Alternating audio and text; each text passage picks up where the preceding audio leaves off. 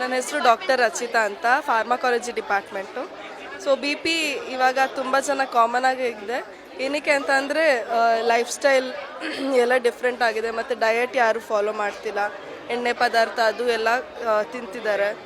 So cholesterol ಎಲ್ಲ ಜಾಸ್ತಿ ಆಗಿ ಇವಾಗ ಹಾರ್ಟ್ ಅಟ್ಯಾಕು ತುಂಬ ಚಾನ್ಸಸ್ ಜಾಸ್ತಿ ಆಗ್ತಿದೆ. ಹಾಗಾಗಿ ಇವಾಗ ನಾವು ಬಿ ಪಿ ಮಾತ್ರ ಹೆಂಗೆ ವರ್ಕ್ ಆಗುತ್ತೆ ಅಂತ ಹೇಳ್ತೀವಿ. ಸೊ ಬಿ ಪಿ ಏನಕ್ಕೆ ಬರುತ್ತೆ ಅಂತಂದರೆ ಅದು ವೆಸಲು ಚಿಕ್ಕದಾದಾಗ ಪ್ರೆಷರ್ ಜಾಸ್ತಿ ಆಗುತ್ತೆ.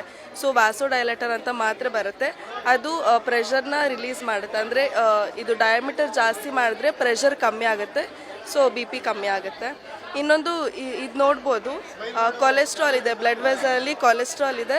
ಸೊ ಸ್ಟ್ಯಾಟಿನ್ಸ್ ಅಂತ ಒಂದು ಮಾತ್ರೆ ಬರುತ್ತೆ, ಅದೇನಾದರೂ ತೊಗೊಂಡಿಲ್ಲ ಅಂದರೆ ಕೊಬ್ಬಿನಂಶ ಇನ್ನೂ ಹೆಚ್ಚಾಗಿ ಬ್ಲಡ್ ಫ್ಲೋಗೆ ಅಬ್ಸ್ಟ್ರಕ್ಟ್ ಮಾಡುತ್ತೆ, ಅದರಿಂದ ಹಾರ್ಟ್ ಅಟ್ಯಾಕ್ ಆಗೋ ಚಾನ್ಸಸ್ ಇರುತ್ತೆ. ಸೊ ಸ್ಟ್ಯಾಟಿನ್ಸ್ ಅಂತ ಮಾತ್ರೆ ಕೊಟ್ಟರೆ ಅದು ತಡೆಗಟ್ಬೋದು ಹಾರ್ಟ್ ಅಟ್ಯಾಕ್ ಎಲ್ಲ. ಆಮೇಲೆ ಇದು ನೋಡ್ತಿರ್ಬೋದು, ಇದು ಪಿಲ್ ಬಾಕ್ಸ್ ಅಂತ. ವಯಸ್ಸಾದವರೆಲ್ಲ ಇದು ತುಂಬ ಯೂಸ್ಫುಲ್ ಇದೆ. ತಿಳಿದವರು ಅವರು ಯಾವ್ದ್ಯಾವ್ದು ಮಾತ್ರೆಗಳು ಬೆಳಿಗ್ಗೆ, ಮಧ್ಯಾಹ್ನ, ಸಂಜೆ, ರಾತ್ರಿ ಏನೇನು ತೊಗೋಬೇಕು ಅಂತ ಇಲ್ಲಿ ಹಾಕಿಟ್ರೆ ಅವ್ರು ಮರಿದೇನೆ ತೊಗೋತಾರೆ. ಸೊ ಇದೇನಕ್ಕೆ ಅಂತ ಅಂದರೆ ಟ್ರೀಟ್ಮೆಂಟ್ ಅಡರೆನ್ಸ್ ಇರಲಿ ಪೇಷಂಟಿಗೆ ಅಂತ. ಇದು ಒಂಥರ ಇದೆ, ಮತ್ತು ಇದು ಒಂಥರ ಇದೆ.